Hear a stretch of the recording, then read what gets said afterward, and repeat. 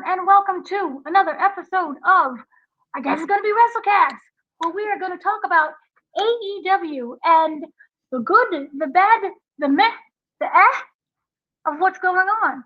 I am your host, Dana Abercrombie. I am the entertainment editor over at thecoalition.com, and I am joined by Mr. Danny Martinez. How are you doing, Mr. Ooh, Martinez? nice roll of the R. Wait, it's like, oh my god, Spanish Harlem. Okay. So, AEW, as you know, has had a interesting 5 years. It is still considered a young company. I see that eye roll. It is still no, technically I'm just considered a yeah. young. No. I'm just very surprised. It's already been 5 years. It doesn't feel like It has been 5 years. it. It is interesting. I remember when it was announced, and it was like, can we even sell 10,000 tickets? Remember that back and forth on Twitter with Dave Meltzer, which was interesting, and it sold its 10,000 tickets. And people were like, we want more. And then we ended up with a TV series within that. And that started with the whole TNT Dynamite. I was like, what is this? And people watching, I believe their very first episode, the debut episode, had 4 million people watching. Mhm. And now we are in the year of 2025, and they can barely get past maybe 600,000. I think they are touching 800 sometimes.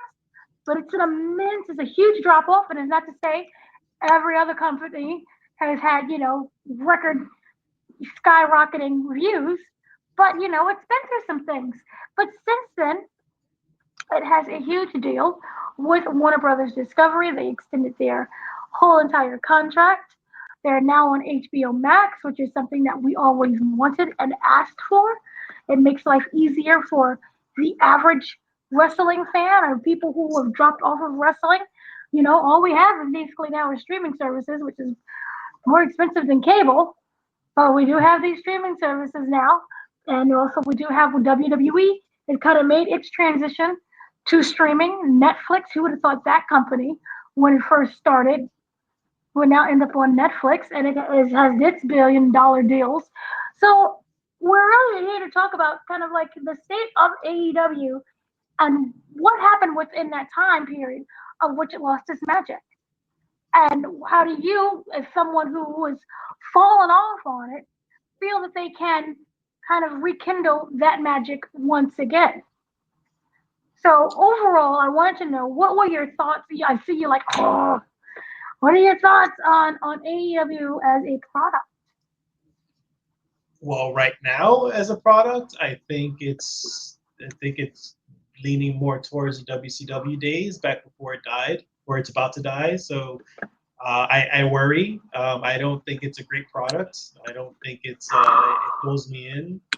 And that's the reason why I'm here. I am not a fan of AEW. I wouldn't go as far as bashing it as just like I want it to fail. I hate it. It's stupid. It shouldn't belong here. I absolutely believe that it should belong here. I believe that we need competition, mainstream competition, I should say. I want it to succeed, but I'm not going to watch something I'm not enjoying. So that's why I'm taking a part of this episode here is to kind of talk to you about the stuff that I like, the stuff that I didn't like, the stuff that should change to try to make things better for the show.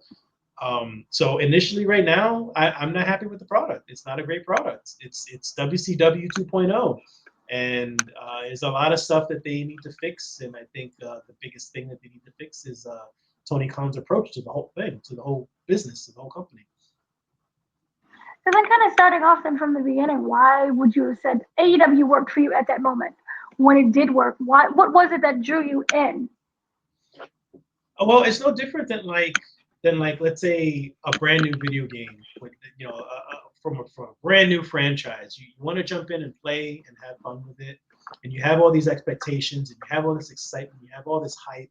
You think of the what ifs and just like, oh my God, this is gonna be great. They could do this, they could do that, they could do this, and then when you're playing that game, you're like, what the hell am I playing?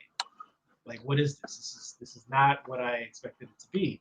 And then it's kind of like what AEW was like I was just like, oh my God, they have all these great, amazing talents. females and males. I was excited for the female division when they first started announcing the company in general before they even aired, and they started announcing the female division. They started talking about, wins and losses meaning something. They started talking about that we're finally gonna go back to the wrestling roots and not so much like this forced storytelling and all this. And I was like, great. This is doing the opposite of what Vince McMahon is doing at that moment is perfect. Do it. And I was excited for it. I saw it.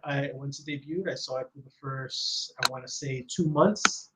And then after a while, I started to watch it less and less and less. And maybe I'll watch it every other week to every other week, and then every other month. And then it turned into nothing. And then I was just like, I don't even watch it anymore. I just watched Tony Khan. Well, not that he's the one pressing the button literally, but Tony Khan puts up so much social media content, so many clips of wrestling, of what's going on with AEW. I feel like I don't even have to watch the show either. I feel like I can catch up on anything that I need to by just watching their Twitter channel, their YouTube channel, and I'll be like, okay, that's what Darby Allin's doing. Oh, okay, that's what Edge is doing right now. Oh, okay, this is what Christian Cage is doing. We gotta talk about that. but like, there's no urge. There's nothing pulling me back in to watch the actual show. I simply just keep up with their social media just to see if there is something worth watching. And for the past, I want to say maybe a year and a half, maybe 2 years, nothing. Have not been able to watch. That's a lot of years. I thought it was like, months. That's a lot of years. No. So then, kind of for me, I thought it was really interesting at first. We had names like Cody Rhodes. And Cody Rhodes had that history, as we already know, with WWE and him leaving. And that was like a really inspirational thing, no matter what. But also remember, he is a legacy kid in terms of he does have help.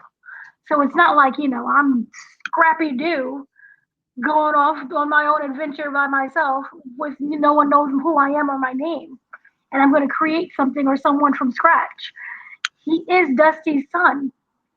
So it's not like he didn't have that help to begin with. Yeah. And he didn't have that already establishment by being in WWE, even though he may not have liked the Stardust character. That was a character that people knew. So he had a name behind him. And him going off into the independent scene, and then him settling down with AEW was a really interesting concept for me. And it was like, what is this company? What is it all about? And then you brought in other names that we are familiar with at that time. Jericho, he was day one. Then he was introduced to a lot of characters and a lot of people that we didn't know, but they knew. People of the indie scenes knew. Young Bucks. Mm-hmm. Kenny Omega was a huge part of New Japan Pro Wrestling. He was like basically their main star over there. And all you would hear, you got to see his matches. You got to see his matches. Like, what is a Kenny Omega? What is this? And you see his matches, and you're like, oh my God, he can do that. And at that time, that wasn't what WWE was doing. So it did prove it was a really great, course of events where WWE at that time was not doing very well. We all know the storylines. I believe they was doing the Roman Reigns dog food maybe in 2019. Yes. Yeah, I think it was around that, yeah. So it was really interesting to see, something new and fresh. And they did have that rule system of, rules over here matter.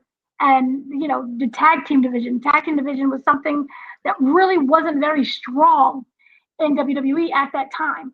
Or factions. I don't think Vince was really, or factions at that time. We were still hanging on to the yesteryears of factions. And there really wasn't anything new. So for me, that is kind of the reason why. And, then we had the whole Comic Con situation. They did a really great job of promoting and getting their names out there, even if we didn't know who they were.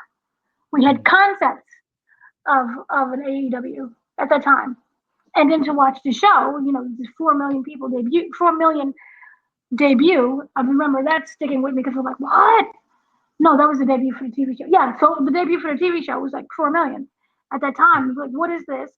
And I just found that concept to be really refreshing. And I found the wrestlers to be really refreshing.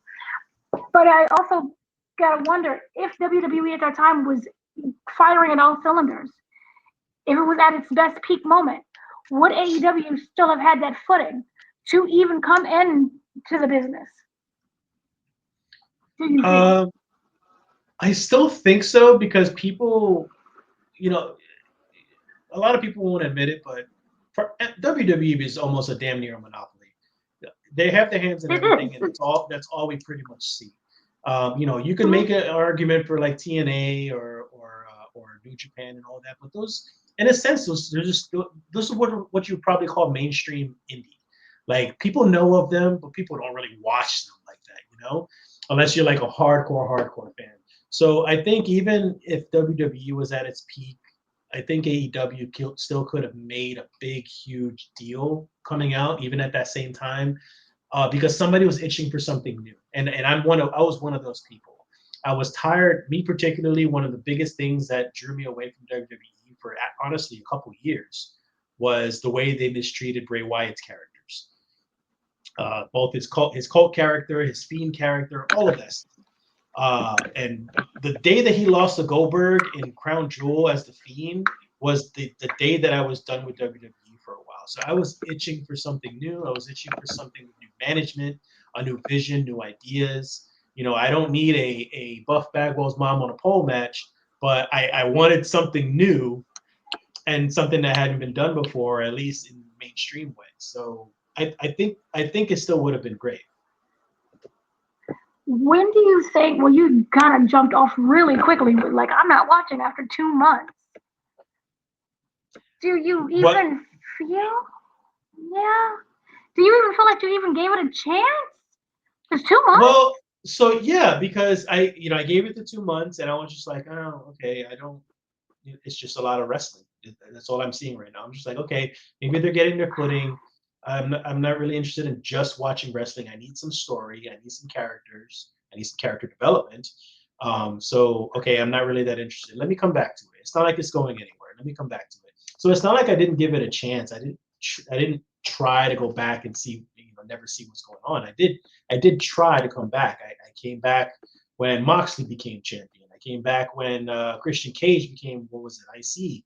I came back when Hook debuted. Like there's a couple of things here and there that occurred that I was just like, okay, let me see where this is going, and then it kind of just dips right down because what I tend to lose interest in is not the wrestling aspect. The wrestling is great.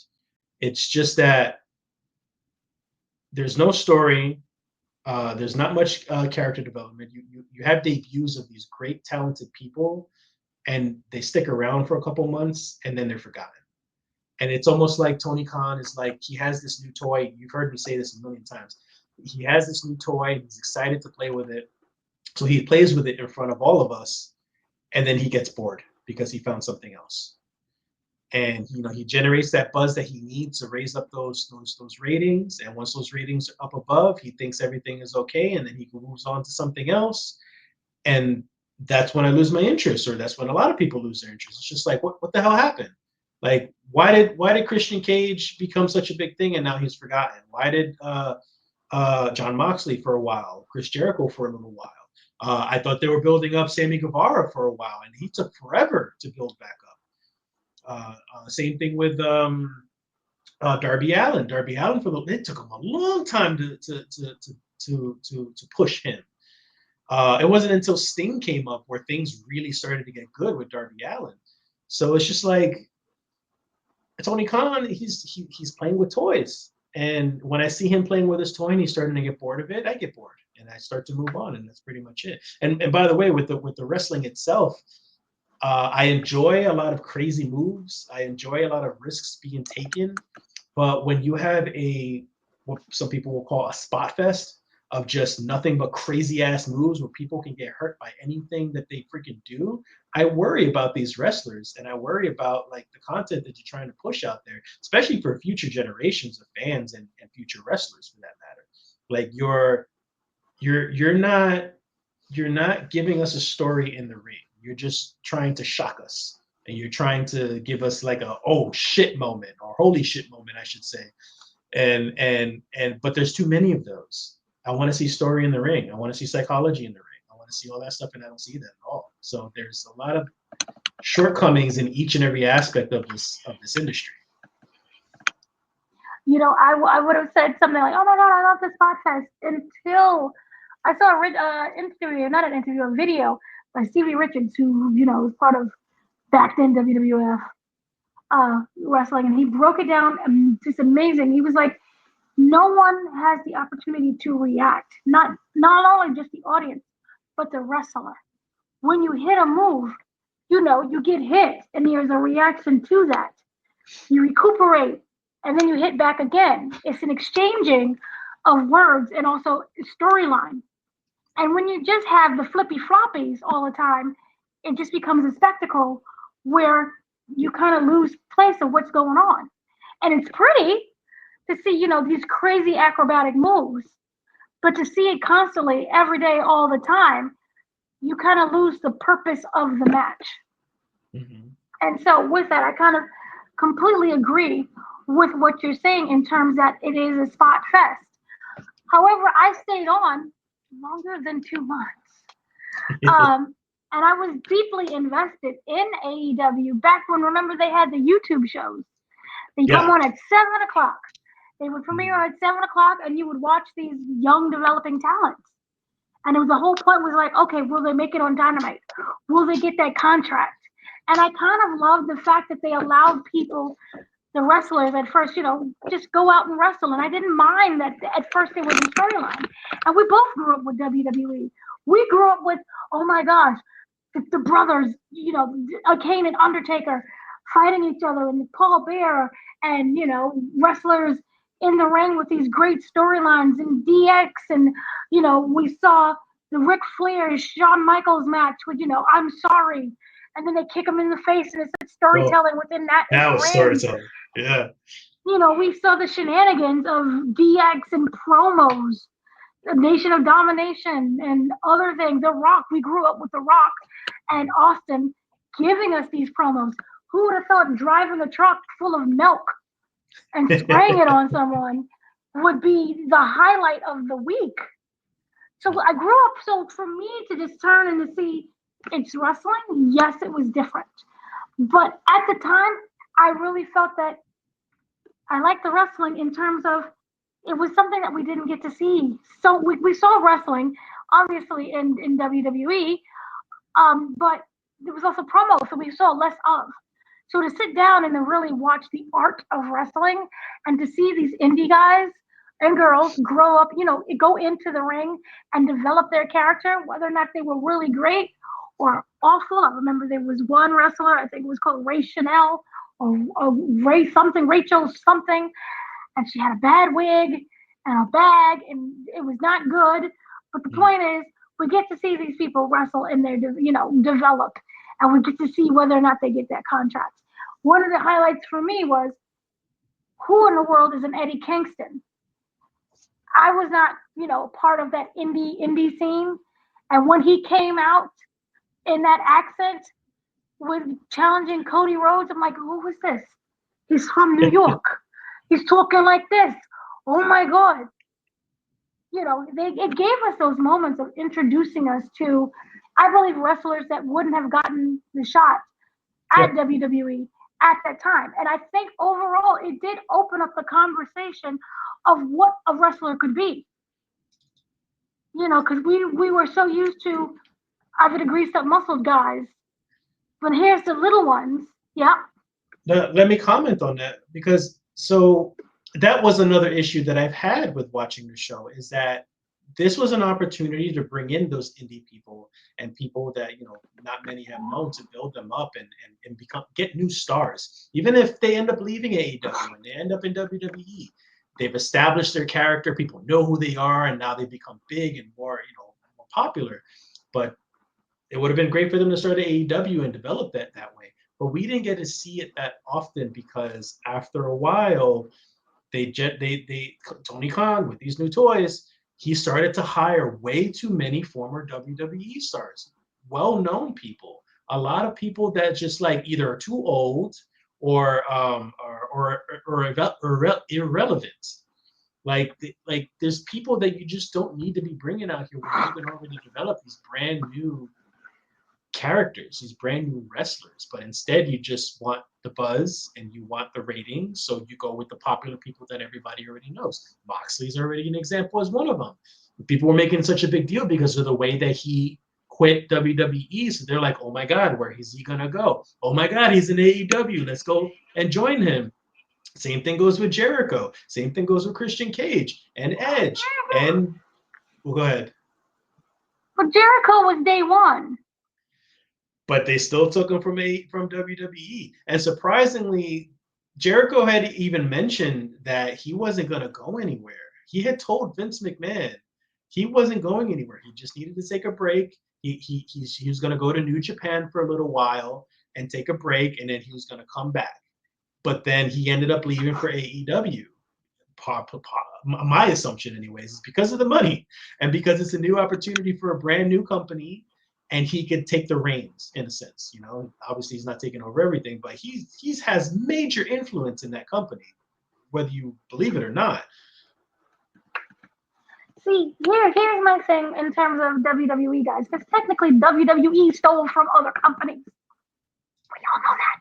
I agree. When you mention Daniel Bryan, needs to build up or Ring of Honor. But so in terms of, here's the thing, because then that means, in a way, because if you worked at WWE and you're too big of a name, you shouldn't be allowed to go in AEW. Absolutely. And then what exactly is a WWE guy? Because we've seen where there are wrestlers who can transform. Dean Ambrose is not Jon Moxley at all. No. So then what is a WWE guy? Well, I guess it'll be different for everybody, because for me, my argument would be that it's just somebody that's very well known, mostly for WWE. Dean Ambrose was WWE for a long time because the Shield was like practically the new DX, you know, not in the same gimmick sense, but they were hugely popular. Everybody knows who Dean Ambrose is. He was Moxley before, but a lot of people didn't know who Moxley was. They knew who Dean Ambrose was. If you knew Moxley, it was because you were either a part of the indie scene or you're just a hardcore wrestling fan. There are wrestling fans and there are WWE wrestling fans, like strictly WWE. And people knew Dean Ambrose. So when you hear that Dean Ambrose is going to another company, a rival company, because they don't really associate New Japan as a rival company to WWE. Neither, honestly, not even TNA. So when AEW came about, sure, yeah, there was a time. Yeah, I was there. Yeah, but yeah, my own opinion on it is that if you're mostly known as a WWE person, you could be identified as a WWE person, you're a WWE guy. Like if you've been there, if you were in WWE for at least, just throwing a number out there, let's say 10 years, you're known as a WWE guy. Like nothing else, especially when most of your experience is WWE. You may have done indie somewhere, but if majority of your experience is WWE, you're a WWE guy. So like these people are known for that stuff. Like you can also look at damn, what's his name? 10 guy. Shawn Spears.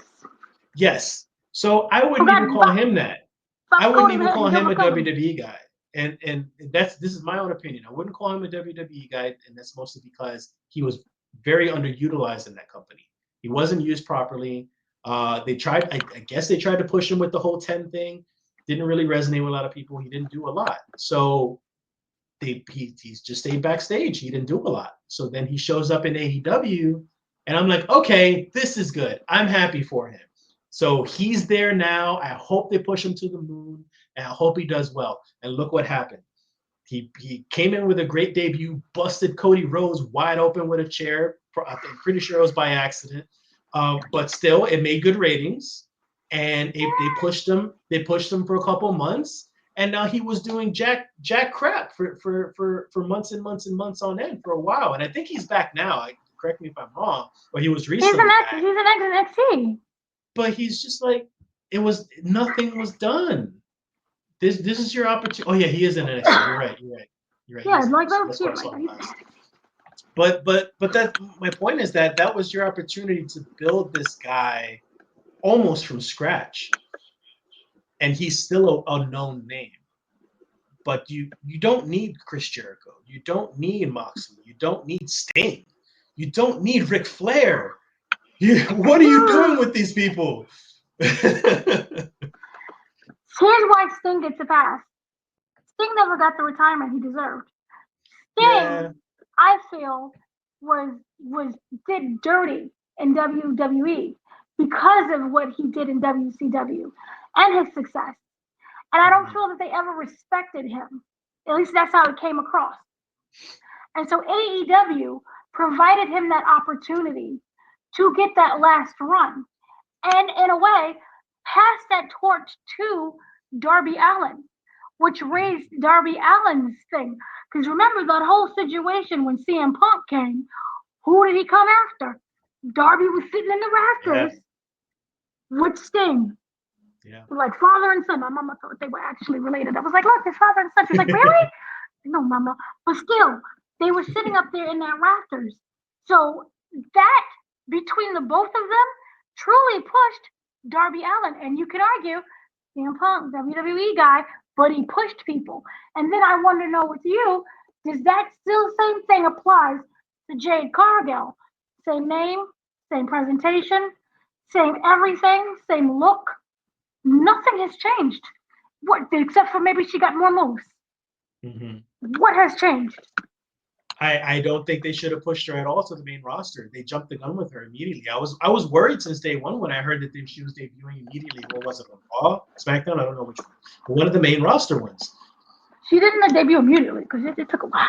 Well, no, I mean, but they're obviously they were promoting her. Like they had a bunch of vignettes and stuff like that. But I'm saying when she debuted on the main roster. She didn't go to NXT like every other person should. So that was a bit troubling in my perspective on her and WWE for them to do something like that. And I kind of feel like AEW had a bit of an influence on that because they were just like, hey, look, we got an AEW person. Let's put her into the main roster real quick so it could be like either be it a big FU or it could be like, oh, look, we could develop these people better than you can. Who knows? But I don't like what they did. I'm sorry, they were arresting AEW. Sorry.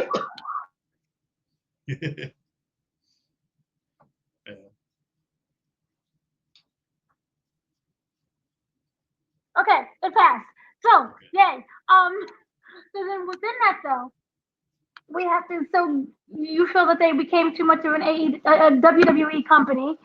I completely disagree with that, but I understand the how you would say that. As I do feel was a direct transplant in that terms.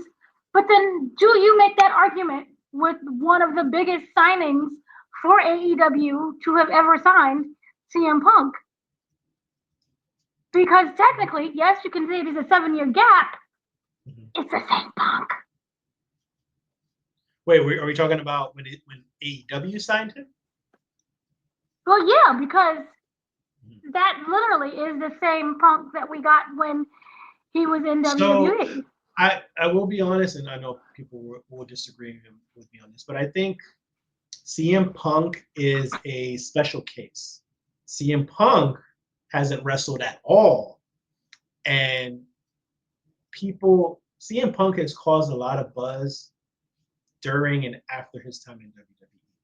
Even years after he was gone, people were still chanting his name. Years. With no influence from the company whatsoever to have him chant CM Punk. People are still chanting CM Punk. So he's a special case though, because people were waiting for him to come out of retirement. We saw him try to do UFC. We saw him try to do some commentary stuff. Yeah, we know how that. And but we were just like, Punk, what are you doing? Everybody's like, Punk, what are you doing? We're waiting for you to come back to wrestling. We don't even care where you go. We'll follow you wherever you want to go. We just want to see you wrestle again. And almost every year, like, me and you have been talking for years, and almost every year we'll talk to each other and be like, did you hear CM Punk might be coming out of retirement? Where is he going? CM Punk confirmed? Oh my God, where is CM Punk going? I think he's hinting at this place or that place. So there was always a constant buzz about what CM Punk is doing, no matter what he was doing. So for him to take on, for AEW to sign him was probably the smartest thing they could have ever done.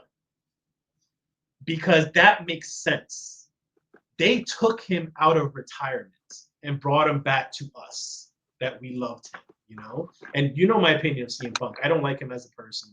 I don't like his backstage politics and all this stuff like that, regardless of how he handles things. But I will still admit he is an amazing wrestler. He's probably second best to Paul Heyman on the freaking mic. Like he's an amazing guy. So he brings in that money, you're gonna want him. So and AEW won that fight, and I think that was the smartest thing they could have done. So that was just business. Other people that I mentioned before, that company could do without, and they could have still been okay. So then, who would you have eliminated? Because the thing I do understand the argument of the originals basically feeling like they're being pushed aside for bigger names, and therefore they have less of an opportunity to grow. But then I'm wondering, how do you balance what you do need that bigger name technically in order to bring more eyes to the product? Because if you have Sugar Bobby Hill, who may be great and amazing, but I don't know Sugar Bobby Hill. So as someone who doesn't watch, say if I don't watch wrestling, but I know WWE because it's been around since Kingdom Comes, right? It's just a staple. It's infiltrated all of media. How then do you bring eyes and attention to a company that just has Billy Bob Sugar Brown? Because even then, Chris Jericho was a name. Cody was a name. And you could argue, well, he didn't wrestle for all of these years in WWE. Yes, he wrestled, but it was indie. So then how do you balance? We need attention. We need money. We need fans to come with making sure that the big names doesn't smother Billy Bob in them. Well, that's exactly what you have to do is not introduce these big names and have them on the freaking marquee and promote them as the biggest thing ever for the next 3, 4, 5, 6 months. Like that, at that point they're overshadowing things. Like there's nothing wrong with introducing a WWE guy every now and then, like let's say once a year. I remember back in the day, and part of it I blame the internet for, because it's very easy to get information on the internet nowadays. So a lot of stuff is spoiled. But I miss those days when I used to watch the Monday Night Wars, WCW versus WWE, and be shocked and surprised when I saw a WCW guy go to WWE, and vice versa, because you didn't hear about it. And you're like, oh my God, he's here. What is he going to do here? And you go crazy about it. And because both of those brands had a lot of star power, those new stars they introduced didn't overshadow them. AEW has a lot of new stars that we never heard of. And then when you introduce this star power, they're going to overshadow them. So yes, that balance is that you just have to make sure you can introduce them, but just don't make them the primary source of entertainment. And that's what Khan's been doing. It's just like, oh my God, we're going to push Darby Allin. He's been an amazing wrestler. He's got such a cool, badass character. Oh, wait, but who can I think of who they introduced? I don't know, whatever. Chris Jericho.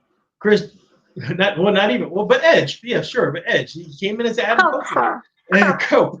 And so, like, he shows up, and now it's just like, oh my God, we got Edge. There's so much we could do with him. We're gonna do this, we're gonna do that, we're gonna do this storyline, and we're gonna push this to the moon. This storyline is gonna feed into that show, and this and that, and it just completely takes over everything. You can't do that to those lower level wrestlers because they need to build themselves up, and that was the issue with AEW as well. Is that you got this new shiny toy, and you forget about the old one. And that's exactly what Khan does. Is he plays with one, he gets tired of it, and he moves on to the next. But the shiniest ones, he's going to play with more.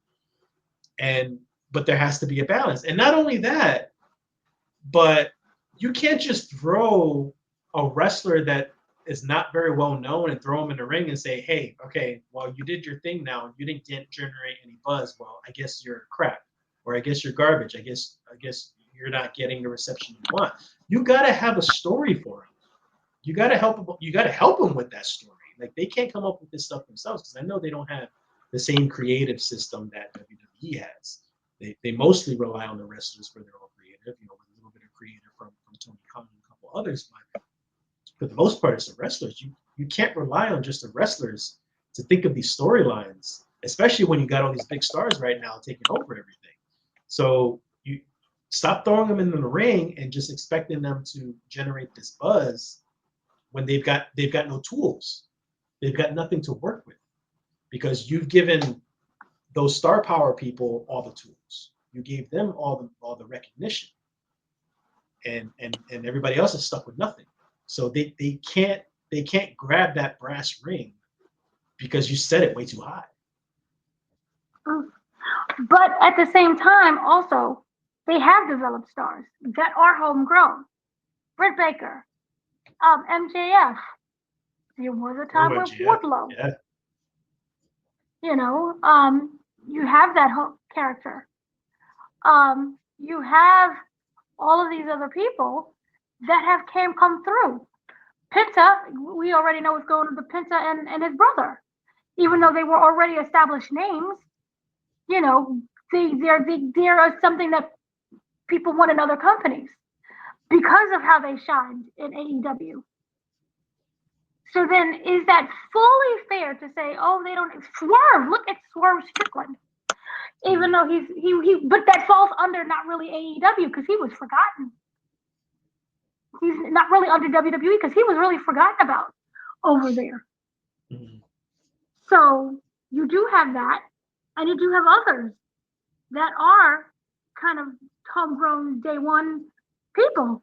As much as you want to argue, there is a Jack Perry who did see a little bump with his own situationship, but he is technically homegrown. So is it fair to say there are no homegrown talents because of the big names? No. I wouldn't say that. You're 100% right. There are some homegrown talents. You got MJF. You got even Luchasaurus. You got Jungle Boy. I don't think Jungle Boy himself was really pushed that much. When he became Jack Perry was when things went better for him.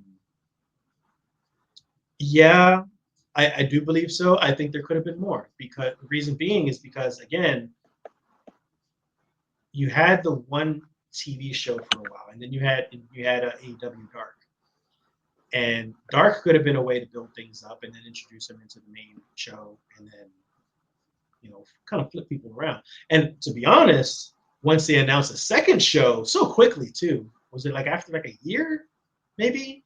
Once the first show debuted, they announced another show, and I was just like, they have another show, but they don't have enough story content. Like they're using the same wrestlers for everything. Like, what are they gonna do? So this was my hope that they were gonna have one show, kind of like Raw and NXT. Like you'd have Raw where those main star power, if you still want to push them, however, I disagree, but if that's what you want to do, that's what you want to do. And then you have that second show to push the up and comers. But that's not really what happened. It was like a mixed match of both, but those developmental talents were still being overshadowed by the star power. So I think they could have been more. AEW, I agree they've worked, they've developed some good talent in-house, but I feel like they could have done better, and they kind of just use a lot of WWE guys as a crutch. I feel like I would have loved to see more in-house development rather than just see people jumping ship from WWE just because they weren't happy with how Vince was managing things.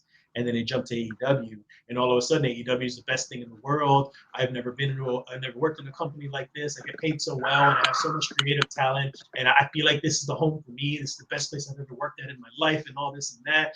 And then 3 months down the line, they disappeared. Look at Paige. Look at Christian Cage for a while when he first debuted. He's doing well now, but Christian Cage for a while when he first debuted. Edge, there was that thing going on when he showed up, and he was in feud with Christian Cage for a while, and that dropped off out of nowhere. And well, not out of nowhere because he got hurt, but still. But so it's just like you could have done more with the people you already had. You just got to do better. Do better. Don't rely on the star power. It's a crutch. That's all it is. It's a crutch, and it shows. So then I have to ask the elephant in the room. Will you look into my eyes and what do you see? Is it that cult of personality? In terms of do you feel that he did more harm than good in that company, or was it just he revealed things that the shiny happy people was like, it's great, it's wonderful, we love it here. That was what was really going on, and that do you feel changed the shift in how people view AEW? Now, Especially after that interview. Yeah, especially after that interview that he gave with Errol Hawaii. I don't think he's a great manager. I don't think he's a great boss. I think obviously Tony? all the wrestlers, yeah, Tony. I don't think obviously the wrestlers there are going to praise him because they're getting to do the things they wanted to do that they weren't allowed to in WWE because they, there's so many restrictions. Everything is very strict. Everything is under a magnifying glass. They're told what to do. There's no creative process for the wrestlers themselves, for the most part. So I get that they're going to defend Tony Khan, but as a fan and as someone consuming the product, I don't think he's doing a good job. I think he needs a team. I think he needs to kind of sit back and kind of just, I guess, not in a sense Vince McMahon it, but kind of like sit in his office, have his creative take care of everything, and then he kind of approves of it, and that's pretty much it. But with the caveat is that he doesn't just say yes to everything, because that's also what kind of feels like it's going on. Is that these people, like Jericho? We know Jericho, like I said before, has a lot of influence. We knew Daniel Bryan, same thing. We know he's part of some sort of committee that they're in. We know Moxley does. We know Cody Rhodes does. The Young Bucks does. Hangman does. All of those people have like heavy influence on what goes on in that show, or what goes on in the company, I should say. And Tony Khan, yes, everything goes through Tony Khan, but he's the one that has to approve of it all. But it kind of just seems like he's just letting him letting him do his own devices. And I'm exaggerating a bit. Like, I'm not saying that they're literally allowed to run down the ramp butt naked on live TV and they can get away with it. But I'm just saying that there's a lot of stuff that should have went through some filters, and a lot of stuff that should have been approved and disapproved. And I think they need some more creative hands outside of the wrestlers wanting to be the cool guy or coming off as the best heel or the best face or whatever it may be. Like, it needs to be this way or that way or whatever. Like, I feel like you kind of do. I understand now the WWE perspective. I understand now why it has to be a little bit strict, because it becomes chaos. And that's kind of what it feels like in AEW right now. It's chaos backstage with what's going on. We already know what happened with CM Punk and Jack Perry with what they wanted to do with their match, and CM Punk called them out on it. CM Punk is like, dude, if you don't do something, I will, because you're clearly just letting anything happen. Like, you really don't care. Like, you're gonna let this happen? Seriously? You're gonna let him talk to me like this? You're gonna have him do this stupid match? Are you gonna do this? You're gonna do that? You're not doing anything here. So, like, do something or I will. And we all know what happened in the end of that. So it's like Punk was a refreshing take on what really happens backstage. It's not all rainbows and sunshine. It's not the best company in the world, because there's a lot of frustrated people out there that are trying to get their shit done, but other wrestlers are taking advantage. I agree to a point. I'm starting to wonder, because that same committee that was kind of doesn't exist anymore. And Kenny Omega in a way revealed that, because remember he's out injured at the time with the diverticulitis, and he was on a stream, and he was they were talking about the CM Punk situation that he couldn't really talk about, but he did say he is an EVP in name only. Mm-hmm. So, and I kind of feel that that is also what's going on with the elite. I feel that, and I'm speculating. This is not me quoting anything in terms of what I feel. I feel that there used to be a core and a direction.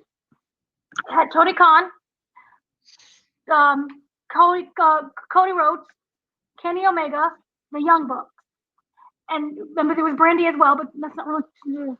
But the point is, there was that core, and they had the company, and they ran the company, and they all had a say in what could be done. It feels like to me the only voice that is allowed to speak sometimes is now just Tony. And therefore, I'm wondering some of the shenanigans that we did see in terms of the Jack Perry tape, that didn't feel like a group decision. And I am wondering, is that the reason why we saw that Cody left already? He's not revealing why. I don't think we will ever know unless, it's like a memoir that releases on the day that he dies. I don't think we will really know. But in terms of Kenny Omega saying he doesn't really have power, or he said that he would have handled the situation differently than how it was handled, where you just talk it out or fight it out. Mm-hmm. But I feel that because of that, in a way, it lost its foundation in terms of its structure of what it could be. But at the same time, you're not a babysitter. And we're dealing with a bunch of grown adults having fight like they're 10 years old on the playground because they didn't get on the swing. They're waiting for the next person to get off the swing, and he didn't get off the swing yet. So you pick up a bat and you start beating somebody in the head with it. Mm-hmm. That's kind of what it feels like to me. So I don't know if you can properly have that balance, or maybe as you said, he needs to put people in charge where there is that structure, because it's like a playground with nobody is a supervisor, and the kids are running around at that time. It felt like. Well, and Cody that's was why. I want to. Sorry, go ahead. Yeah. No. Well, I was going to say that's why I'm hoping the whole CM Punk debacle with Jack Perry kind of woke him up a little bit. Because from what I've been hearing ever since that happened, he's been putting his foot down a little bit more. He's been a little bit more strict. He's been a little bit more forceful with his decisions and things that need to get done in the company. So I'm hoping that was a bit of a wake-up call for things to develop the way it should. And I'm not saying that freaking Tony Khan should be a Vince McMahon and everything should go through him and only him, and he makes all the decisions and does some crazy ass storylines to benefit him. But like, he needs to be a boss. Again, he's playing with toys. That's what I see him doing. Is that he's a kid in the toy store and he's having fun playing with his toys. And I think at some point he needs to find out that he's a grown man when he's put those toys down and start treating it like an actual business. I think right now he's having a lot of fun. He's even said so in interviews, like when the AEW first debuted. Oh, he's having a ball. I'm getting to meet all my favorite wrestlers that I grew up with. I'm geeking out and all this stuff. Like he has adamantly said, like he's having a blast meeting all his favorite wrestlers back in the past, like with literal toys he used to play with as a kid.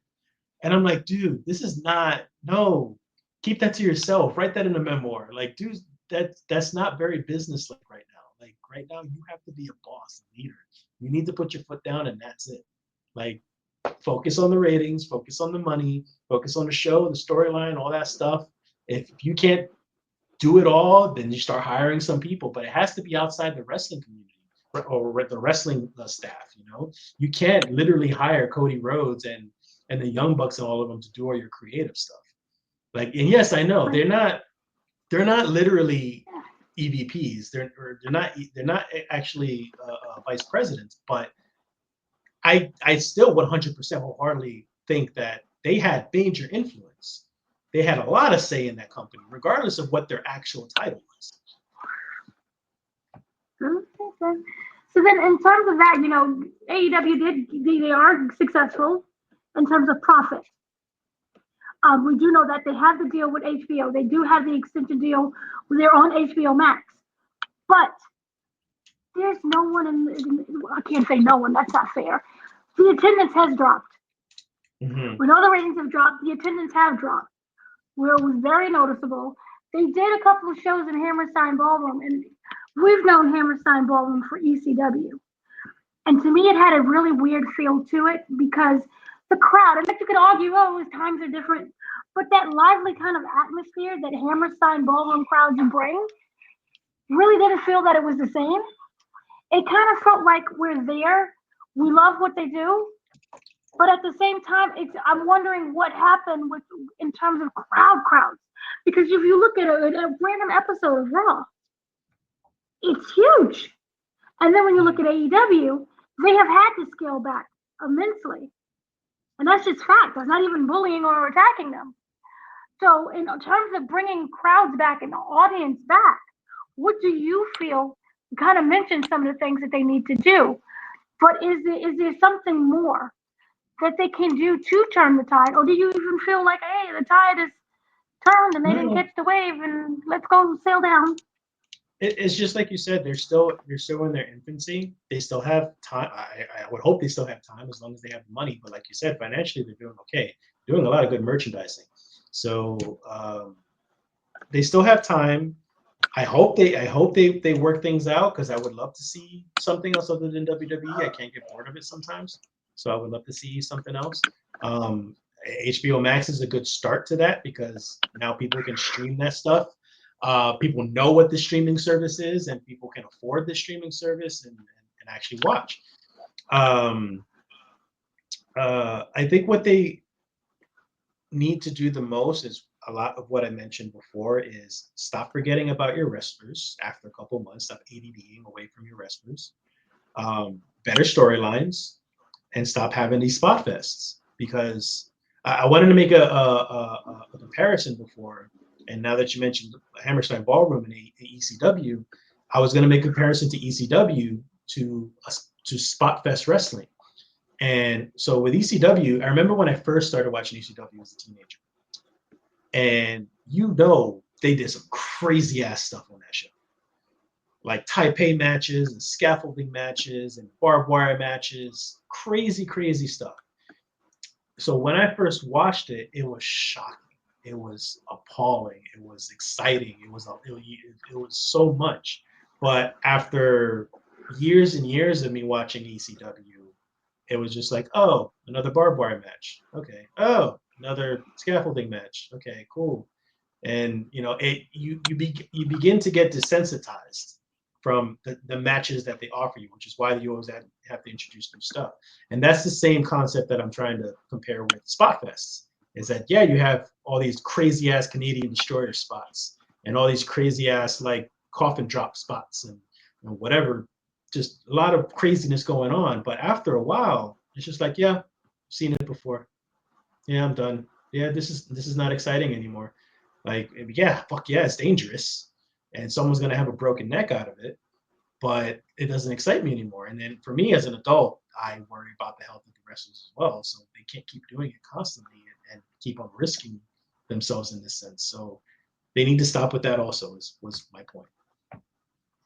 My kind of counter argument to that is the fact that, remember ECW had so many different variety of matches. So if you didn't want to see an exploding death wire match, you watched Dean Malenko wrestle. Yeah. They had real wrestlers. I know we can't see the name of Benoit, but Benoit, no matter what he did, he was a wrestler. He was a technical wrestler. So you saw technical wrestling, somebody getting hit in the head with a C4 pack. Then it was the Japanese wrestlers came in, and then you could see, the big talkers and the superstars of their version, and then you had drunkenness with Sandman and Sabu running around and killing themselves. So there was such a variety that ECW offered that I do feel that AEW does offer the same as well. You can watch straight wrestling. You can watch Japanese wrestling. You can watch, the crazy things. My thing sometimes is I feel that yes, there's a balance, but sometimes it goes out of balance in terms of it becomes too much of a mess in terms of the blood. Now that is obviously a preference. People either you like it or you don't. I really do feel that should be more for pay-per-views a little bit Yeah, because agree. I'm not sure if you've seen Ricochet came out there. They have a huge scissor. This company loves scissors and stabbing people in the head and making them bleed. And it's like it's losing its effectiveness. And yes, and in terms of Ricochet, he finally found his footing, which I was really happy about because he was floundering. I was really worried for Floundering. him. But he found that footing and he came out. Now, see, that works for that situation and that character. But I don't want to keep seeing it. Next week, I'm chasing you down with a pair of scissors. That to me, I just feel like I wish that they would spread it out just a little bit more and kind of use it for special occasions. Because then again, as you stated, you kind of lose that. Oh, here's another blood thing. He's stabbing him in the head. Oh no, he's running down. I just kind of miss a little bit of. I wish they would do that. But I will say that it's just taking a while, but their wrestlers are finding their footing. You can make the same argument with Sasha Banks. Granted, I don't feel she will reach that Mercedes. No. Sorry, I switched that. I don't think that Mercedes Moné will kind of reach that Sasha Banks moment that she had in WWE in terms of being in AEW. But she's finding her footing. Oh no, it's the ghost of sneezes. But she is finding that footing. So to me, it's not all bad. So is there, you talked about kind of what turned you off, and there is moments of hope and happiness that is happening. In defense of AEW, I agree because to be honest, WWE had the same problem back in the 90s and early 2000s. They did a lot of blood and a lot of violent stuff, and after a while, it became a regular thing that we gotten used to, which is why, people in my generation, your generation, we hold on to that attitude era so much. Which was a terrible era looking back at it. Oh yeah, absolutely. But we hold on to it because it was an exciting time. It was different. We were kids. But it was an exciting time. It was different. It was crazy. It was like all this nut stuff, like freaking Stephanie McMahon crucified in the middle of the ring with the Ministry of Darkness and stuff. Like, it's crazy stuff. But I think after a while, WWE not only did it, yes, you can argue that they strayed over that because to please their sponsors and their stockholders and for PG rating and stuff for the kids and everything, but also it's because we started to get bored. They done everything, and so after a while, they sporadically allow bloodletting. They sporadically allow a chair shot to the head. Rarely now, and it's a big deal now because now we know about CTE and everything, but now it's also just it's more exciting to see an actual chair shot every now and then. It's exciting to see a pile driver from someone, because pile drivers are so damn dangerous. So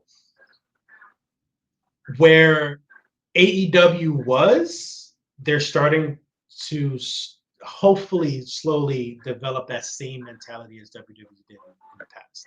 So that's my defense with them. As for Sasha Banks, Mercedes Moné, she's not finding her damn footing. She's doing god awful. I don't think she's doing. And I just saw her do a promo on calling out Mina. What's her name? It was so bad. She is awful on the mic when there's nothing written for her. And if there's something written for her, they need other writers. Because that was bad. That was so cringeworthy. I am not liking what she's been doing in AEW since she arrived. And granted, I remember when she first debuted, I had messaged you and I was like, I give it like 3-4 months and she'll disappear. They won't use her again. Granted, she's still there. They're still pushing her. They're still doing good. They're still doing stuff with her.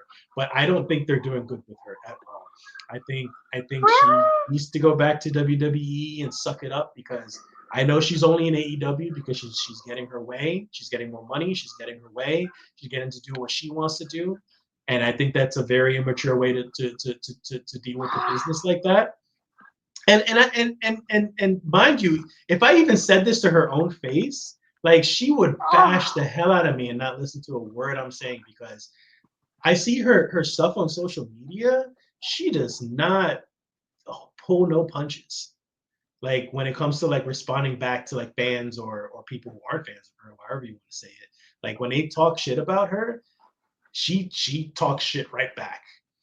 And I don't think that's professional. And I don't think that's very receptive. Like I think there are truly like me.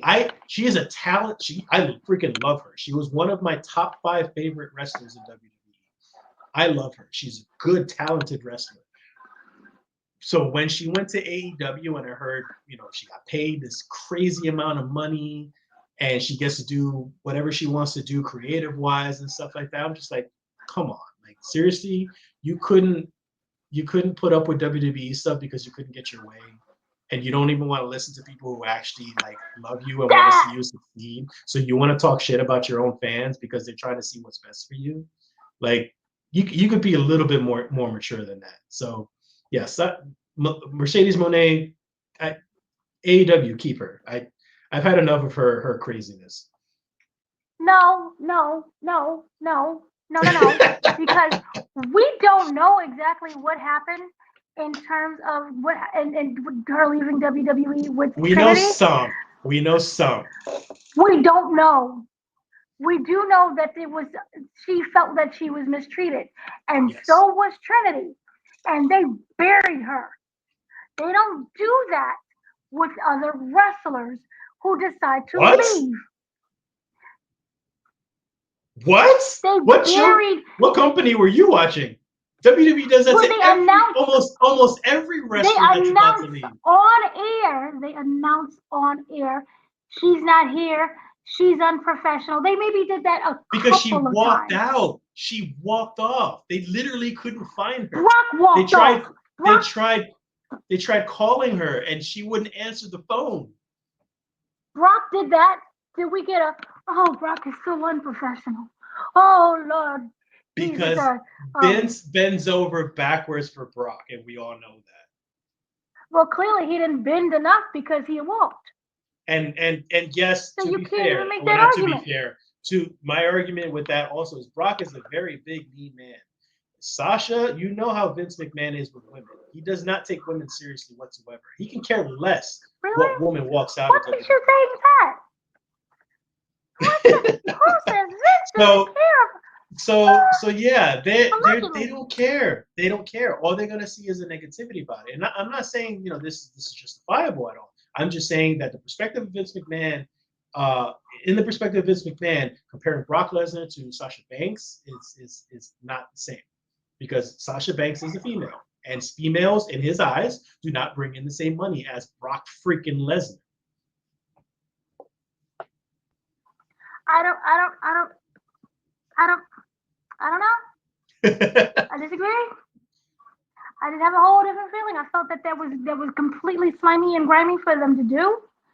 You take the high road, even if someone, I don't even know why maybe she had a great cause and a reason to leave. Maybe that was the thing too. So here's We the don't thing, know though. what we fully said.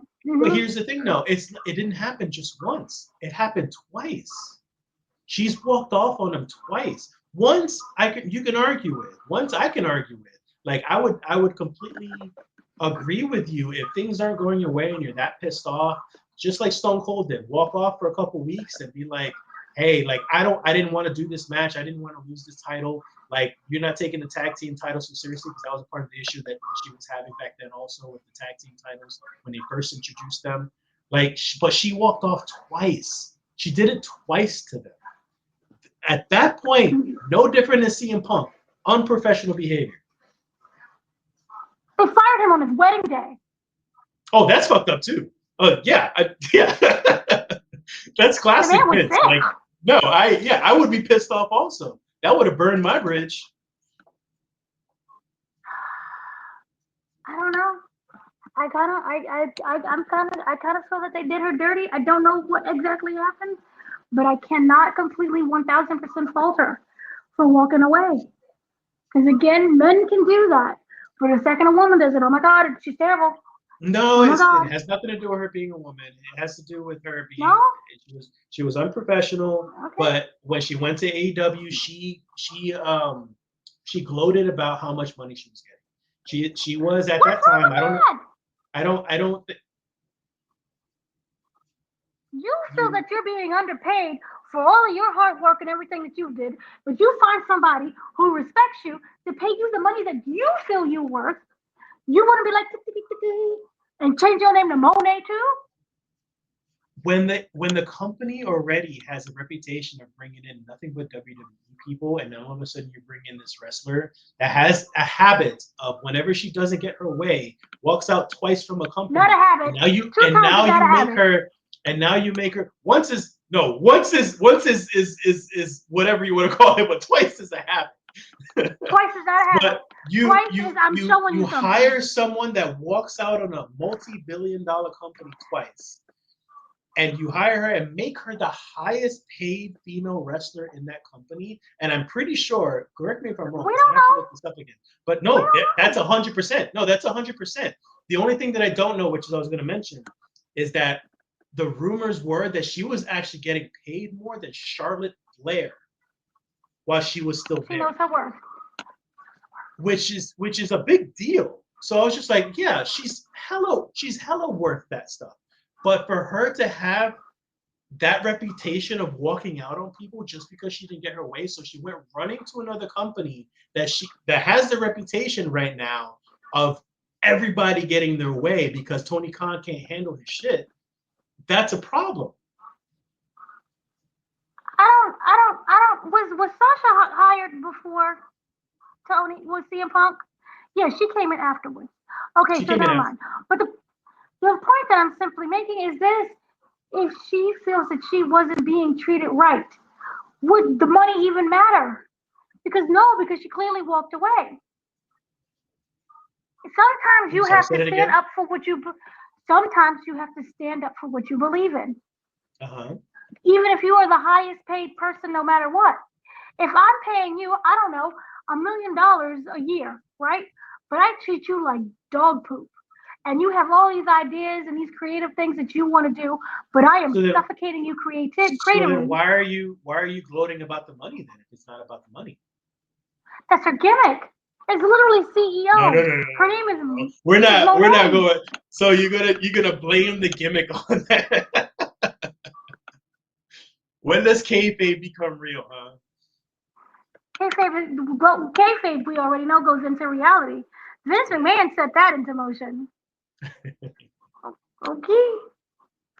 So yeah, no. So then I was just wondering. Then we do have the new deal. There are positives within the company. Yes. They are making that turnaround. When do you feel you will become a dedicated viewer again? So again, I still keep up with AEW in the sense that I look at their social media, I look at their YouTube, seeing if there's anything that will bring me back because I want to watch this product. I want to watch more of this, but I'm not going to waste my time and force myself to. So the fact that it's on HBO Max now, I will still keep an eye on it, and hopefully the product gets better now that they're more mainstream on television. I guess I'd give it another couple months once they get comfortable on HBO Max, and I'll give it a try again. I'll rewatch it again, and I'm not guaranteeing that I would keep watching it religiously, but it's not like I wouldn't give it a try.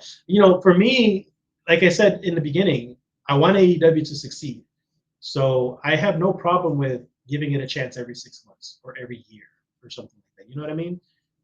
giving it a couple of weeks to see if something pulls me in. But so far, nothing has happened. Like I think maybe the closest thing that had pulled me in was maybe the Edge versus Christian stuff, a little bit of that.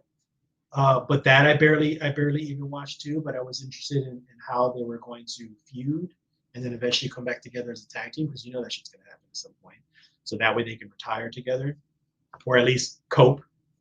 By the way, Cope, stupid name. You're muted. He's telling y'all, like, cope with it. I don't. He's being hip. No. He's being young. He talked with homie. Renee. He talked with Renee on an interview, and he said that the only reason why he changed it to Cope was because Rated R superstar Adam Copeland was too much of a mouthful. Who told you needed to name yourself Rated R superstar Adam Copeland?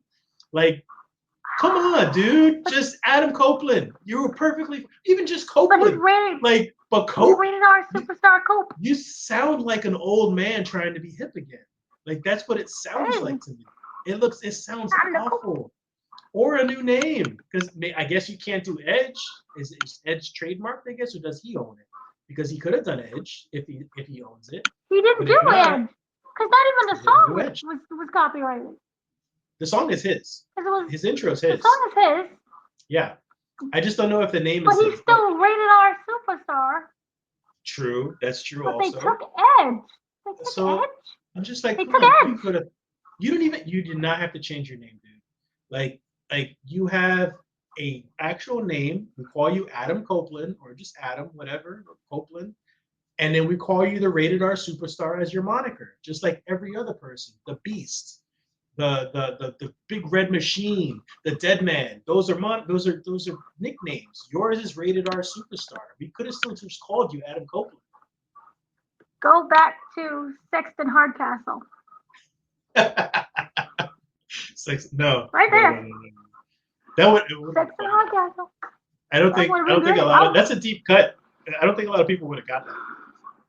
I would have preferred that instead of Cope. I'm not gonna be like, hey, Cope. Even just as a nickname, it just sounds weird. That was like, when I heard Cope, it was almost like I was getting that PTSD of that moment where they changed what was his name? Mustafa Ali. When they changed Mustafa Ali to just Ali. And I'm like, that wasn't that hard. That wasn't that hard to say in the first place, though. Like, you're moving it, like, reports were that they changed it to Ali because they thought we couldn't pronounce Mustafa. Like, how stupid do you think we are? No, like, Mustafa Ali was perfectly fine. The War Raiders, what did they turn into? The Raiders. No, they turned into the what was it? The Viking Experience. Oh God. The Viking Experience.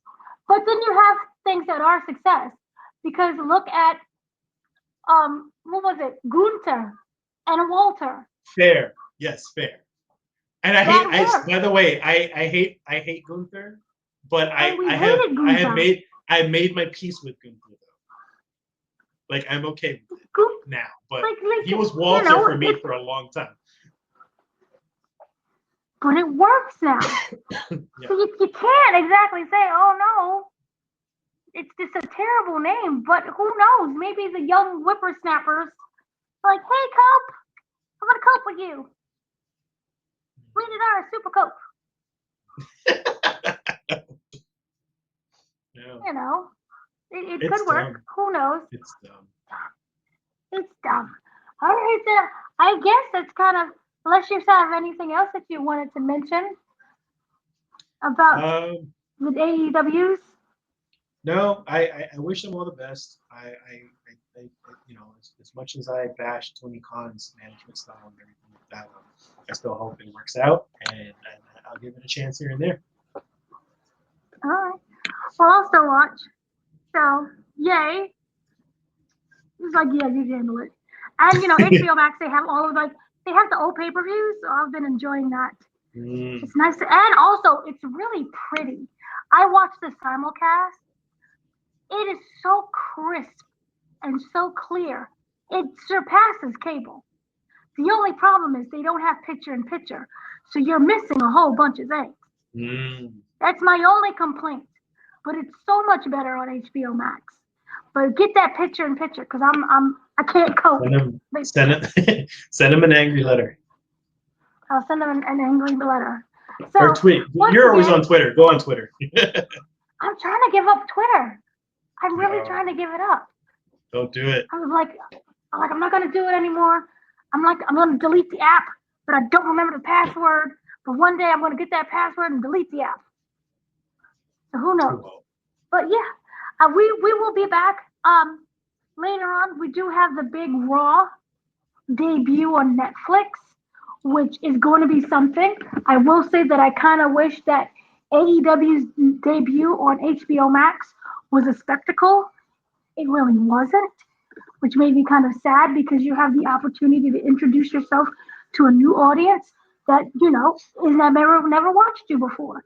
And it really wasn't a spectacle. It was a regular show. But we do know that with Netflix going forward, well, on the 6th of January, interesting date, they will have a huge show, their debut show, and everyone from their mama to their mama's mama is going to be there. We have the rappers, we have the wrestlers, we have other entertainers. So we will probably end up doing a review of that and seeing how, we cope with that. So once again, I have been your host, Dana Cooper Star Abercrombie, joined by Mr. Danny Cooper Martinez. Have a great day, afternoon, evening, and we'll see you later.